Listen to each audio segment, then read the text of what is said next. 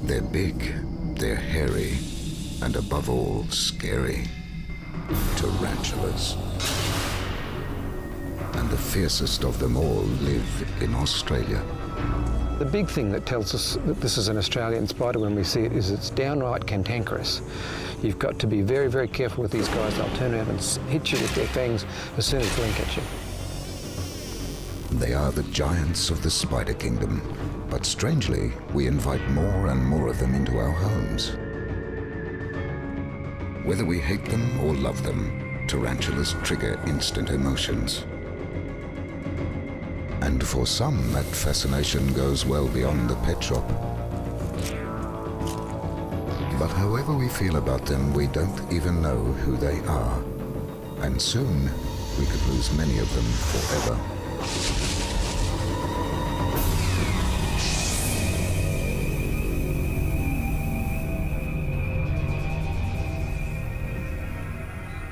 No other spider has a star cloud named after it. And wherever they live, we've given tarantulas their own special names. Bird-eating spider, king baboon spider, or earth tigers. But what makes a tarantula a tarantula? Fact is, they're the oldest spiders on the planet and have venomous fangs to rival many snakes. To scientists, they're known as the primitive spiders of the family Theraphacidae. And they all have a unique combination of 5 characteristics. Number 1, they are very hairy. Number 2, at the ends of their 8 long legs, they have dense hair pads and retractable claws like a cat.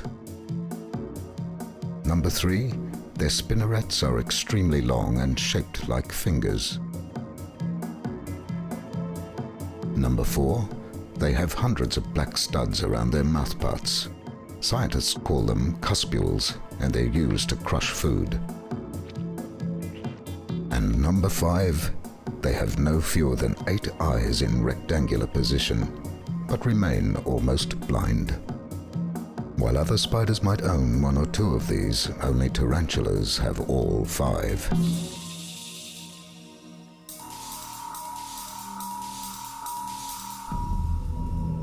Primitive spiders are the creators of silk.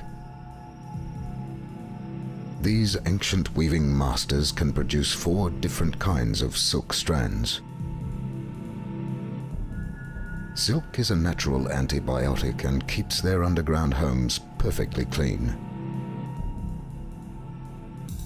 They use it to line and strengthen their burrows. From their doorstep, they lay out a welcome mat of delicate trip lines which work like an early warning system.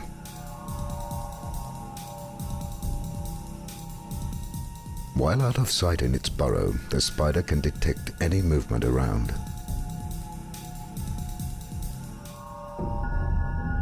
Silk is the extension of their body and senses, and they read all the signals of the outside world with the hairs on their highly sensitive legs. They can feel, hear, and even taste with them.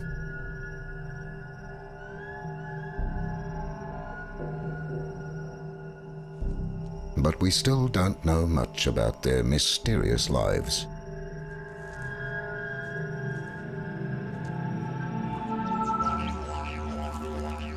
One person determined to reveal their secrets is Australian taxonomist Dr. Robert Raven. Dr. Raven is the acknowledged world authority on tarantulas. For more than 20 years, his focus has been firmly on these feisty fighters. I'm looking for small holes, some order in the system. His mission is to find a new species. It's taken him from America to Asia and back to Australia. Very hairy abdomen. She hasn't been to the hairdresser. Small one, but it's okay. Worldwide, more than 800 tarantula species have been identified, but as many as 2,000 are still out there without a name. An animal that eats small birds and frogs. Got some sense of its own grace.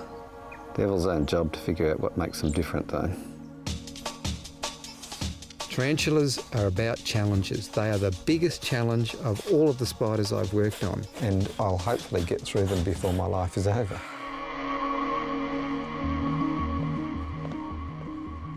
Dr. Raven's spider headquarters is at the Queensland Museum in Brisbane. The museum's vast collection of hairy specimens also includes the 6 tarantula species named in Australia. And for Dr. Raven, studying spiders began as a personal challenge. When I was doing university, I needed a group to adopt, to become mine, in order to pull myself through the university courses. And I thought the logical group is to work on the one that I fear the most, and that was the spiders. And occasionally I discover that I still have the fear, but it's under control. Feared for their murderous reputation, tarantulas still are the ultimate nightmare for most of us, dead or alive. One person whose life was run by his spider phobia is Warwick Angus. Up until university, Warwick couldn't even look at a photo of these hairy crawlers without having a panic attack. As a child, I was very scared of spiders. I was arachnophobic. In fact, it was so bad if there was a large spider inside, I couldn't be in that room with that spider. I would feel like the spiders on my body, even though I knew it wasn't. I'd feel like it was, and so I'd had to leave the room and quickly start removing my jumper or shirt or whatever it was, just because I felt like it was on me and I had to get away from it. And it's horrific because that animal's got control of your life. The only way out was to confront his phobia and to learn about the creature that terrified him. Pretty good to me. What do you think? Step by step, fascination took over his fear. Now he and partner Simone happily share their home with pet tarantula, Incy Wincy. But he's never lost sight of her scary nature. Bird-eating spiders certainly are venomous and potentially dangerous. So they're definitely not a pet to be cuddled and kissed, if you like you're a domestic cat or a domestic dog. What's very interesting, though, is that most people that are scared of spiders are not afraid of the venom. They're not afraid of the spider biting them. They're more afraid of the spider walking on them. I think this is something everyone should try. While it takes time to come to terms with tarantulas, not every spider is as easy to love as Incy Wincy. Was, do you want to take it back? Sure. Each spider has its own personality. Compared to their American cousins, the Australians are notorious for their short tempers, especially in the wild. From the tropics to the deserts, when provoked, they quickly lose their cool and attack.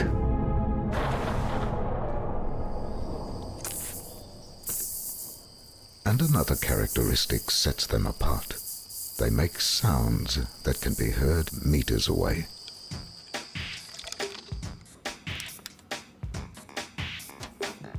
These noisy temper tantrums intrigue spider ecologist Dr. Tracy Churchill. Come on, don't you want to be a star? In Australia, they're also known as barking or whistling spiders because of the sound that they're generated, which is what we're trying to record here.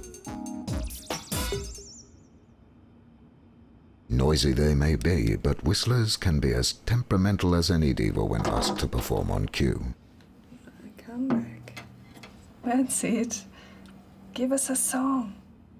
Make the sound. Don't eat the microphone. I don't think it's that well known that these spiders make a sound at all. This sound feature is actually quite unique amongst the Australian spiders, and it makes them quite special, certainly compared to those elsewhere in the world. Persistence pays off and Tracy manages to get her flying performance. Excellent. You go over there. When threatened, American tarantulas fire off stinging hairs, but the Australians generate a hissing sound by rubbing together their mouthparts.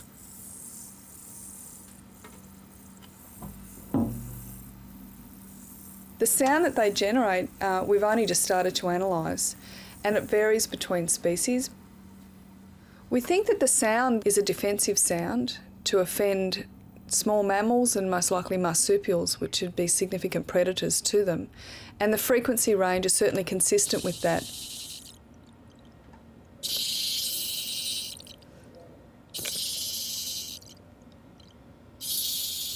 We have one tarantula that makes a fantastic sound, certainly more melodic compared to a lot of the other species. There's a more trickling brook sound to it, if you like.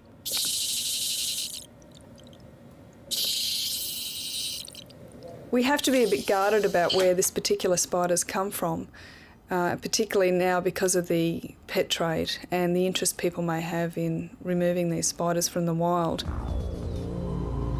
Well hidden in the dense rainforest of Australia's tropical north live the largest whistlers known. Stuart Douglas has been tracing them for 10 years. I own a business which is called Australian Tarantulas. I captive breed tarantulas for the pet market as well as supply venom to pharmaceutical companies.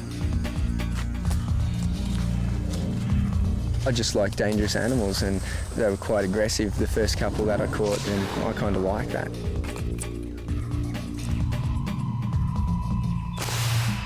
So maybe that's what the fascination is.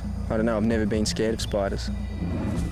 Stuart holds Australia's first and only licence to captive breed native tarantulas. He often checks on wild colonies, but makes sure word doesn't get out. I'm so secretive about my locations, mainly because I have been pretty loose in the past, and I've seen whole colonies wiped out because I've accidentally told people about where I got tarantulas from, and busloads of people from down south, not just one or two cars, deliberately come up here and plunder our tarantula fields. They're taking every spider. Stuart's backyard is home to many unknown tarantula species. Yeah, that's one. Often they end up in pet shops before scientists even have a chance to look at them. Stuart sometimes needs to capture a single female to freshen up his breeding stock. Yep, there she is. It's a good one. This female won't end up in a city pet shop, but instead help her wild sisters to survive. Now I just give her a little tap, she'll come straight out. The spider's in an exceptionally good mood and unlikely to give him a painful bite. She doesn't seem that aggressive. At any time, this spider could bite me. If she had been really aggressive and been striking at me when I dug her out, no, I wouldn't have picked her up. There's a lot of hysteria with these spiders. They're not really given the credit what they deserve. A lot of people pour petrol down their holes and destroy them, and to me that's just such a, I don't know, such a waste. Back at his breeding base, Stuart's new specimen joins 500 others. Only 60 of these are mature females. The rest are young males and juveniles. These are my captive bred Phagilus tarantulas. They're really placid, so they don't bite much. It's just, you know, a lot of people like to keep them because of that reason. This one's about 1.5 years old. These ones here are my little babies, so no, they're not going to bite me at all, but a captive bred spider can never be tamed. There's no guarantee that it won't bite you, but basically it's going to adapt a lot better to being around humans as a pet. Go on. To hand rear spiderlings to maturity takes Stuart about 4 years, but the market is desperate for supplies. This one wants to bite me. 10 years ago, there wasn't very much interest in them at all as pets. It was very much a novelty. In the last 2 years, really, it's just exploded in Australia. Now, a lot of people have big collections of tarantulas. The dog and the cat is a bit old, and, you know, who wants a dog in your backyard barking all the time? Australians aren't the only fans of exotic pets. In England, there will soon be more reptiles than dogs kept at home, and spiders are set to catch up fast.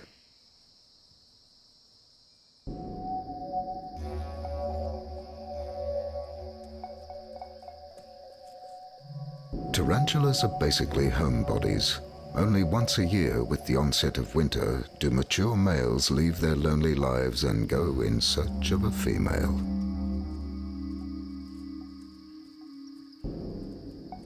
She might be kilometers away,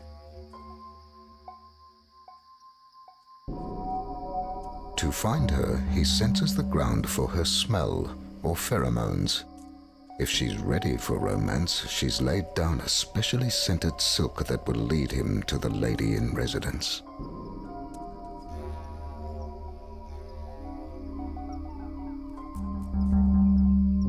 Immediately he starts courting her with a kind of tap dance. His sperm is charged in the dark bulbs on his pedipalps, which have become his sexual organs.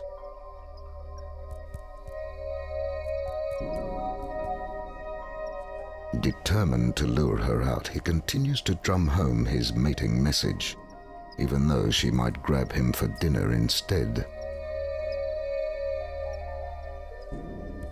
He is programmed to mate, and nothing, not even her dangerously bad temper, holds him back.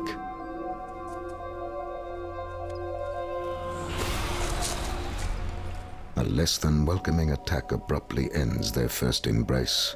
Far from put off, he's willing to prove he's got what it takes.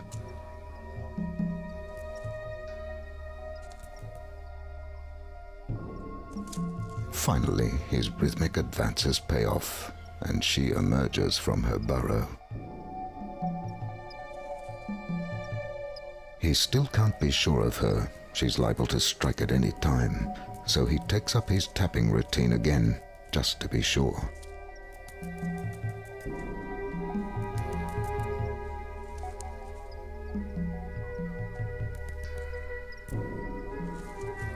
Rearing up, she's an impressive sight, towering over her smaller suitor. He quickly tries to couple with her. But it's an awkward maneuver and often takes several attempts. Finally, success. The tip of his bulb penetrates and he injects his sperm.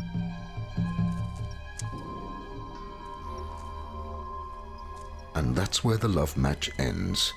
If he's lucky, he'll escape the dinner date. Female tarantulas sometimes dine on their mates post-coitally, but either way, his fate is sealed. If he's still keen on romance, he'll have to look elsewhere. But his time is running out. Males die shortly after their first and only mating season. It's the females that live on, and they're the ones in demand worldwide. On the other side of the globe, a growing number of spider clubs proudly present their hairy stars at annual shows. Tarantulas face their biggest fans in the US, England, and here in Germany. The demand for giant spiders is booming and includes the new kids on the block, the rare cousins from down under, as Mark Voskamper knows. The story with the Australian spiders is that they're certainly very popular, but it's very hard to get them. At the moment, it's almost impossible to buy Australian bird eaters, and therefore we're very interested to actually breed them and raise their numbers on the market. Captive breeding, not wild collecting, is the declared policy. Yet breeding programs take years to set up, while the number of spider enthusiasts is exploding. The interest in bird-eating spiders is growing rapidly. 10 years ago, we only had one bird-eater society in Germany. Today there are 4, and all of them are growing. And there are numerous clubs and hobby groups across the country. My estimation is we have about 10,000 spider keepers, and we're still noting an enormous increase.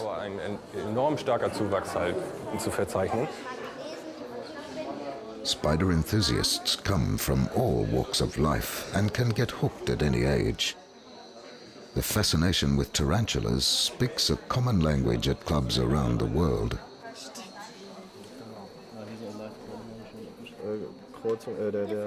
Michael Kuhler has been a tarantula fan for 15 years.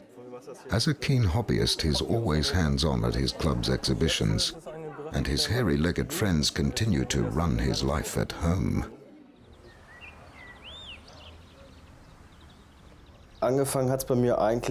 It all started when I was 10, and when I saw a live bird-eating spider for the first time, I instantly fell in love with it. Years later, when I finally turned 18, I went and bought my first bird-eater. Now I have around 300 spiders at home, and what fascinates me most about them is how different they are. There are so many species and different colors and behaviors. That's what really gripped me. It's a hobby I'll never give up. Wirklich gepackt und das Hobby, das werde ich nicht mehr aufgeben. Tarantulas make the perfect low maintenance pet. They're clean, don't need much care, prefer to live alone, and don't need much food. One meal a week can keep them happy for up to 30 years. Enough time for bonding with their human housemates.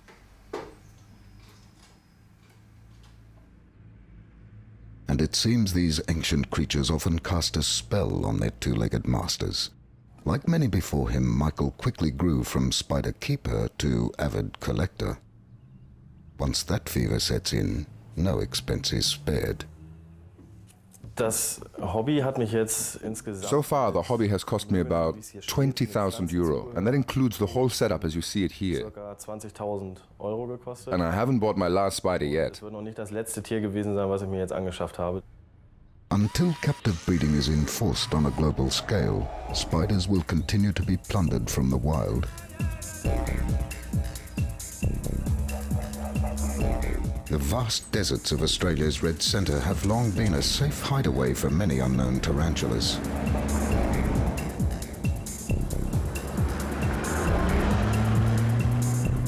To uncover their silky tracks, Dr. Raven and his museum colleague Dr. Bear have travelled more than 2,000 kilometres inland. Maybe under that bush it would be good. Finding these elusive critters is no easy task, but even out here, Dr. Raven knows they're already being hunted down. We are the biggest threat to tarantulas in the world today. The numbers of tarantulas that have been taken out of the wild in Australia alone is spectacular. My estimate is around about 10,000 a year. And I don't know how it's being sustained. We don't know which species they're taking out, and they have an important role in the system. And until we understand those roles, we shouldn't be knocking them off, killing them, taking them out of the wild, and not recognising what's going on. It's a very, very dangerous situation.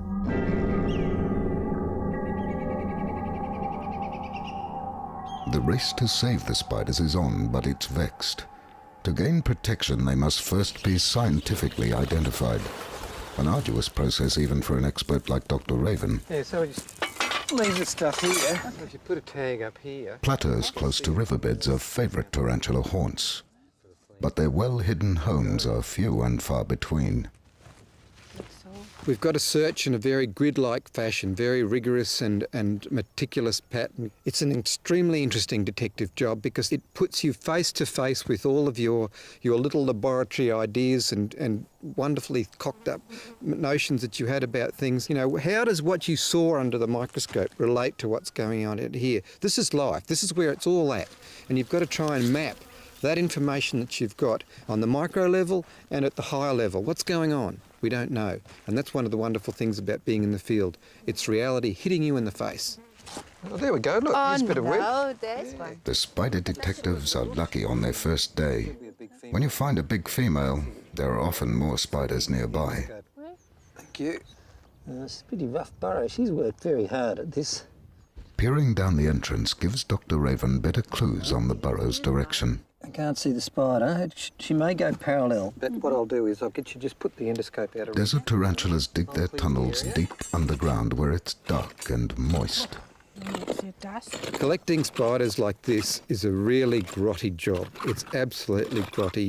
You're stirring up dust, you're stirring up flies and dirt's getting in your face and in your eyes, under your nails. But it's a wonderful job because you're unfolding something new as you're doing it, minute by minute. One painstaking hour later, they're getting closer to the main chamber. Now they need to locate her before digging any closer. Oh, there she is. She's beautiful. Oh, really? Oh, big and fat. Oh, big lady. She's not happy about the disturbance, that's for sure. Not happy indeed. The trapped female has long sensed her intruder is much too big to overpower. Now she can run for her life or fight for it. So long.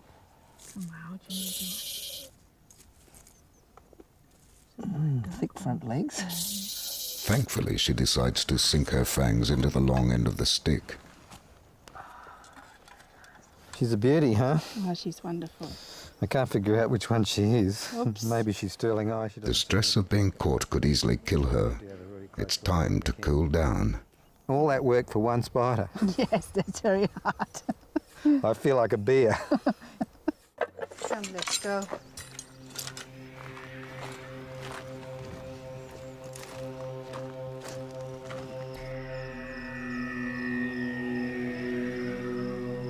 It's on nightfall that tarantulas start planning dinner. Prowling insects make a tasty bite. Hidden at the entrance, the spider can sense every step of its wandering prey.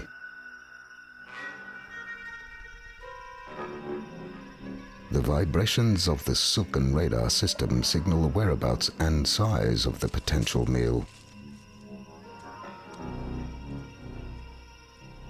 Usually, tarantulas sit and wait in ambush until the prey comes close to them. But if they're really hungry, they'll venture out and stalk their food.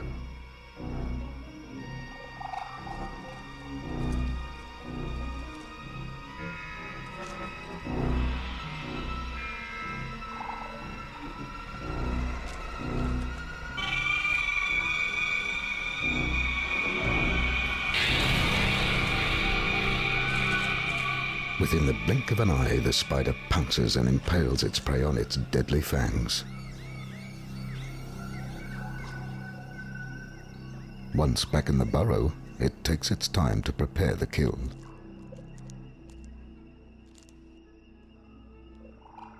While the injected venom paralyzes and slowly liquefies the prey's inner organs, many spiders will lay down a silky feeding mat. It's not yet known why, but it seems to be a spidery form of food wrapping, providing packaged meals which can be stored away and tucked into later.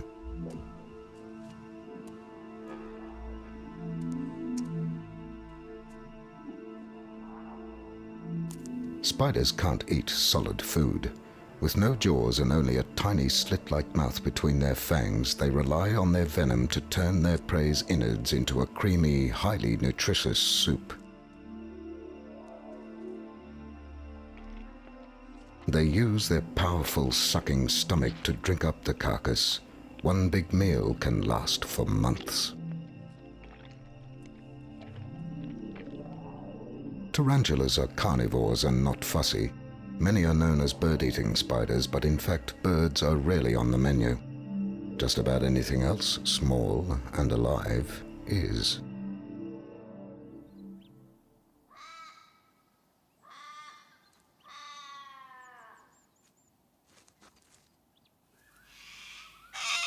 Yes, I see that. On the second patella? Back at their field camp, Dr. Raven and Dr. Bear take a close look at their latest find. And the front one. If you had a choice between... The important question is, does this spider belong to a known species, or does it show new characteristics? And here.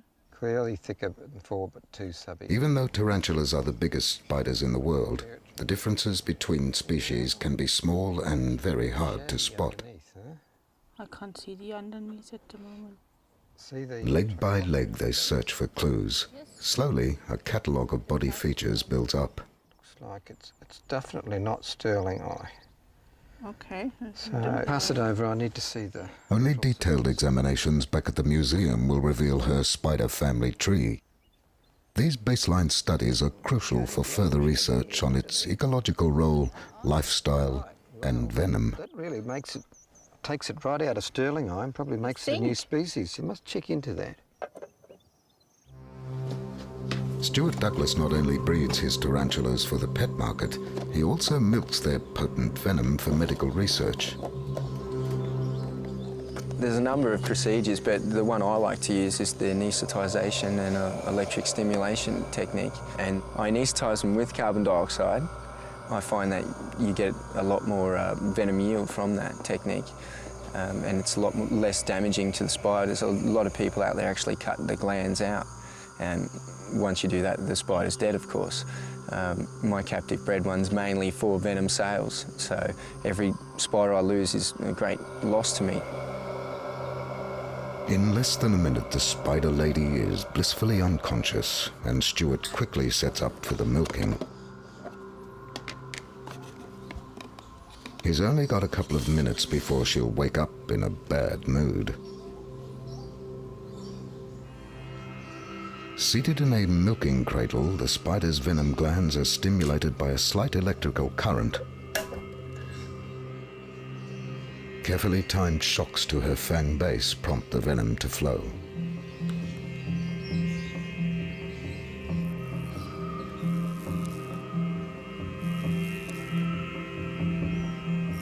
Tarantulas have been refining their toxins for millions of years, long before the dinosaur age. Their ancient venom could provide the key for major breakthroughs in human medicine. But it's still early days. There's a lot of problems with venom collection, the slightest grain or hair in there, or sometimes the fang actually chips a little piece off and gets contaminated. So there's a lot of little tricks to it. It's not as easy as you make out, you know. But my company is very confident that we will be finding something in the venom that we supply. How long it takes and whether it'll actually be happening, you know, is up to the animals. And to the venom researchers. Analyzing the toxins is Dr. David Wilson from the pharmaceutical company Xenome. Venoms offer a huge library of natural components that scientists couldn't really dream up. Tarantula venom is deadly to small mammals and can kill the family dog in less than 30 minutes. But despite common fears, it is not known to be deadly to us. We don't really know yet whether Australian tarantulas are all that dangerous to humans. We do know that they do cause periods of vomiting over several hours. Nobody's died yet, but there are so many species that just haven't been characterised yet that we really can't answer that question. What Dr. Wilson tries to determine is whether the venom could lead to a new kind of drug, a radical new painkiller to treat cancer or AIDS without the current problems of addiction or tolerance. Such a drug would kick in when morphine can't help anymore. Xenome's team is the only one worldwide to explore the toxins of Australian tarantulas. US scientists have just developed a new heart medication courtesy of a South American species, and Chinese research teams are on the case as well. Rather than posing a deadly threat to us, tarantulas could save our lives.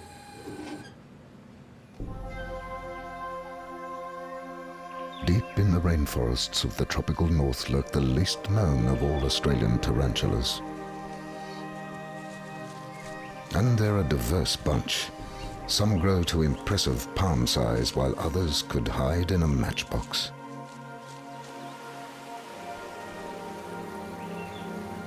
None of the spiders have been properly named yet, and so it's here that Dr. Raven and Dr. Bear come on their latest search. The wet undergrowth makes spider spotting a slippery challenge. Okay. Just grab hold of this big one here when you go down. It's very slippery here. Yeah, it's quite slippery. There's a big wait a while here, so... Yeah, just be careful. Look at the sharp line. Tropical tarantulas have worked out their own clever way of sheltering. Every flat rock or hollow branch is a potential spider home. Okay. Okay. Oh, yes. Okay, I can see a web. Where's the spider? Oh, she's getting up. I got her. There she is. Oh, it looks good. So do you think that's maybe a new one? Dunno, it might be. This first catch looks promisingly different, but the little male can't provide all the clues. If this is a male, we need a few just to make sure that we've got a female, because this could be quite exciting, you know. It'd be nice to pin these guys down. They get a lot bigger than that, I think. So we'll see if we can find another one. Yep. Okay. Yeah, it's moist.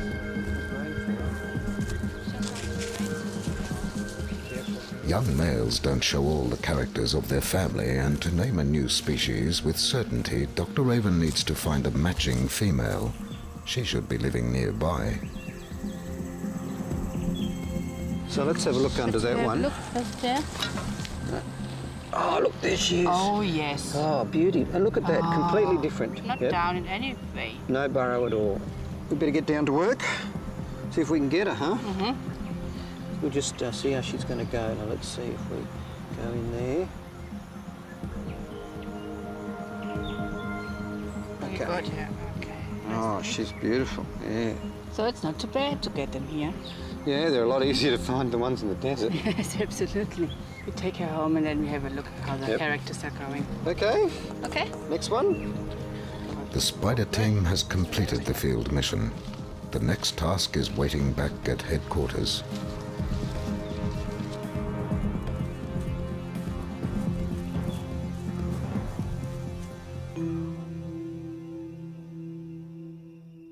Within weeks or months of the mating, depending on the species, the female spins a strong papery cocoon that safely holds her eggs.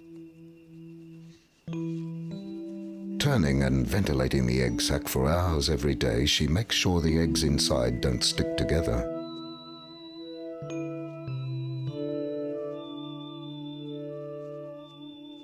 The mother-to-be vigilantly stands guard over her brood and only rarely leaves the sac to tend to the nursery.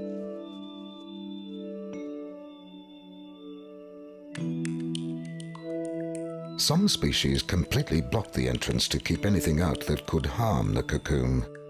Invading ants pose a serious threat.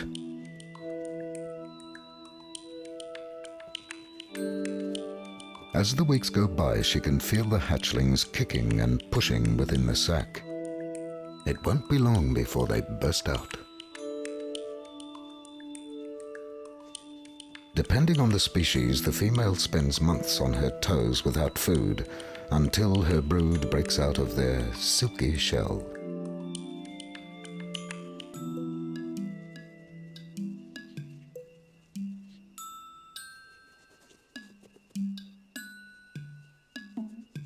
They're pin-sized and a bit wobbly on their 8 legs, but otherwise equipped with a perfectly working body.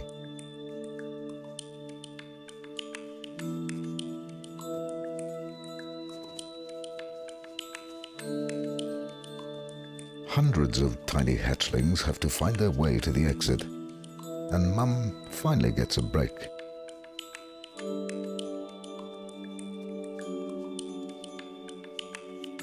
But a high mortality rate means only 1 in 10 of these spiderlings will survive.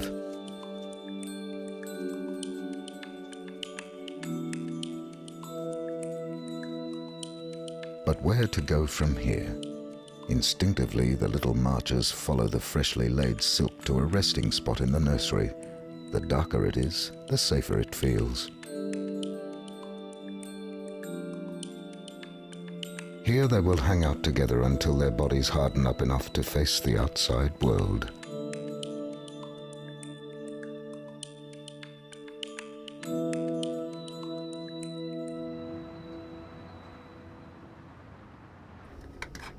Back from his field trip, Dr. Raven has preserved some of the collected spiders in alcohol.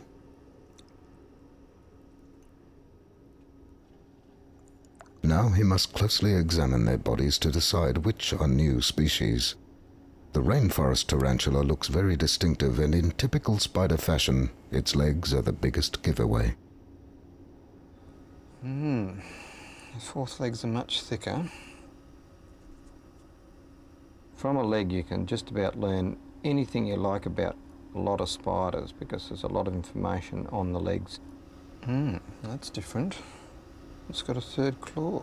The additional claw is remarkable. What's going on between the chelicerae? But the fangs will reveal something even more distinctive. Something Dr. Raven has rarely seen in 20 years of spider study. A small cluster of black spines between the fangs. This is new. It's got intercrucial spines. Yep, this is new. Okay, let's go ahead. This is clearly a new species. It's really exciting because it's got characters that merge the problems of the separation of two genera. So it's not just simply another new species, it's something that may actually compromise two genera and the boundaries that we've set for these artificial little groups. Now this new tarantula species needs a name, and the truly painstaking part of Dr. Raven's research begins. All critical body parts are separated, cleaned and prepared for scanning under the electron microscope.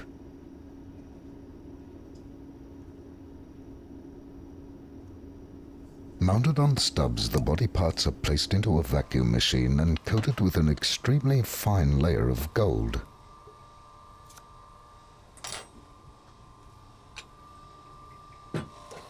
The scanner can magnify the gold-plated limbs up to 50,000 times, making tiny hairs appear like massive tree trunks. When you put the specimen into the scanning electron microscope, your whole concept of the animal changes dramatically. You are in the substructure. You're in a different world altogether. We can see hairs within hairs within hairs. Even in some cases, you can see bacteria stuck on the cuticle. The shape of the hair tells much about its role, whether it's for food filtering or measuring temperature. Scanning allows Dr. Raven to build up a dictionary of characters, and put together, they determine the spider's family tree.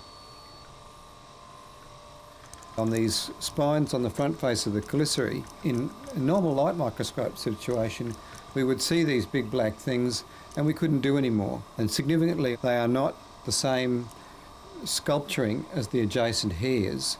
They're very short, strong spines, and they've all got this short, hook-like tip, which is very unusual.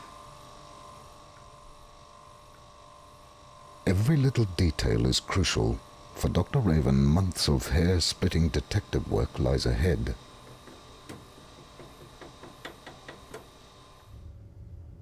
Another member of the museum's spider team is biologist Marta Yanez. She specializes in the tarantulas of her native country, Mexico.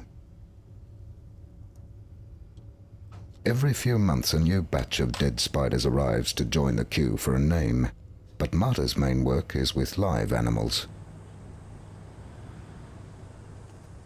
She brought a few hundred spiders with her from Mexico, so prized they must live at a top-secret location.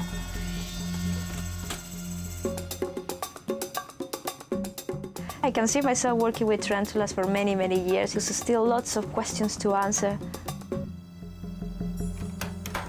Many of Marta's spiders have a troubled past. Some were confiscated from illegal pet traffickers as far away as Germany, and they're still in danger. The location is kept secret because the whole genus Brachypelma is the only tarantula, the only spider actually that is protected. They are very valuable collection because we got here adults and also spiderlings. So it can be very attractive for people that trade with them to break in and to take the spiders out and selling them as pets. Back in the 1970s, the beauty and easy temper of the Brachypelma spiders started the pet craze around the world. They are the original pet and were almost plundered out of existence. Today, they are protected worldwide, but the Mexican experience should sound a warning. Populations are actually decreasing because of the habitat degradation and also because of illegal trafficking. So that's actually one of the biggest problems around the world. That's what do you do first? Do a study to know whether the species is in danger? Or do you really first protect the species straight away and then do the studies? In my opinion, you need to protect the species and then you do the studies.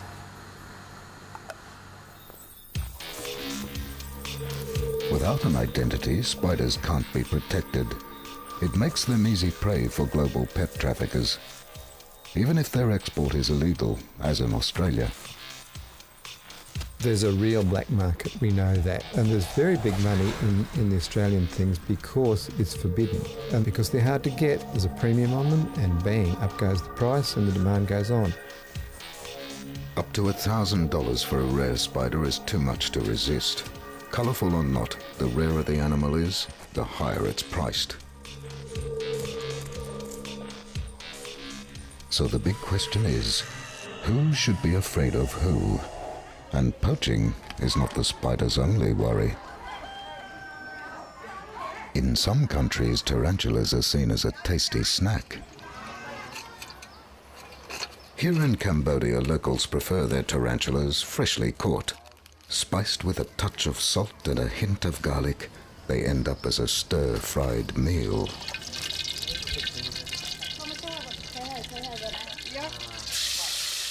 But these hairy mouthfuls aren't just a snack for poor families. Tarantulas are big business. 4,000 of them have just arrived at the village of Skuon. Dug out of the forest and defanged one by one, the spiders are sold as live food to the market vendors.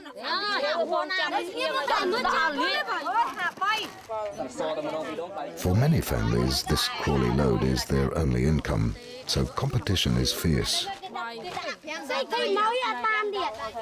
Sold off within the hour, the spiders quickly turn up at the market.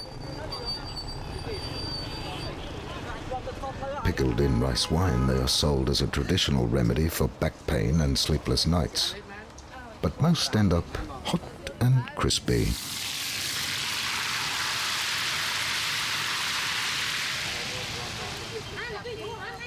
Affectionately known as Spiderville, Skuon is renowned for its hairy delicacies.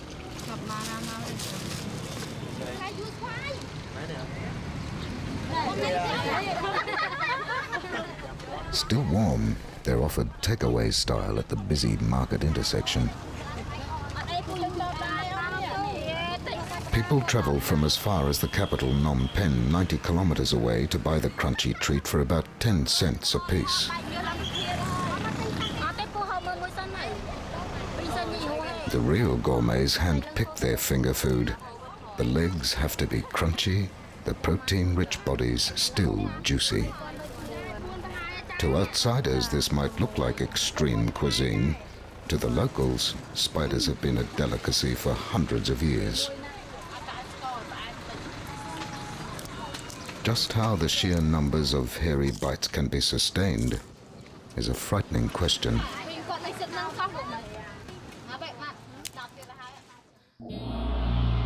10 days after emerging from the egg sac, the spiderling's soft bodies have begun to harden, and the rapidly growing brood literally crams up the nursery.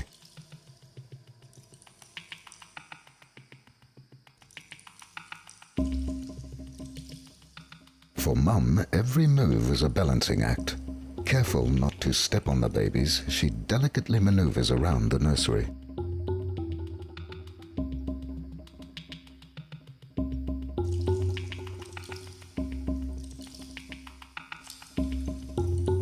Until now, the spiderlings have grown from the stored energy of their egg yolk.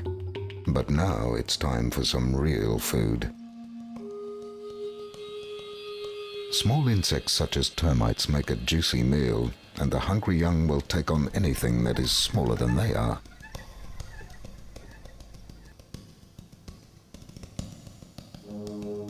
The 10% of spiderlings that reach maturity have a long life ahead of them. Males live for 4 to 5 years, but females can survive for an incredible 30 years. Only this early childhood is spent in a crowded household. Soon they'll venture out on their own. Once food runs short inside, the spiderlings will start cannibalizing each other. A sure sign it's time to leave and go it alone.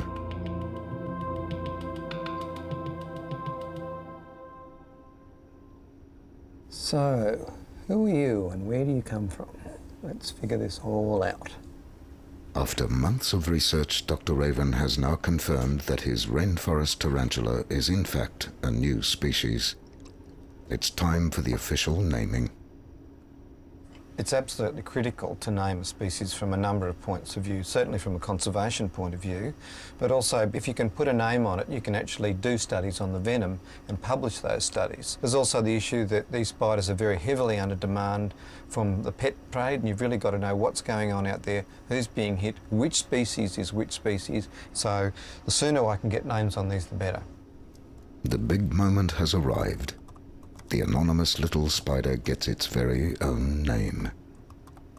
So we've got a new species, and Creamionemus is forced, it's the genus name.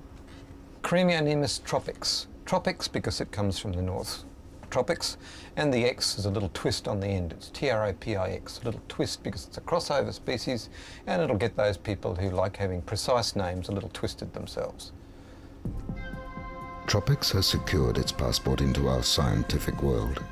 Whether it will be a ticket to exploitation or protection, only time will tell. But in Dr. Raven's eyes, there is no doubt about what they deserve, named or not. There is one primary reason why tarantulas should survive. They have every right. They are a species as valid as we are. They have every right to exist. Everything else on top of that is secondary. Tarantulas have been roaming the Earth for more than 300 million years.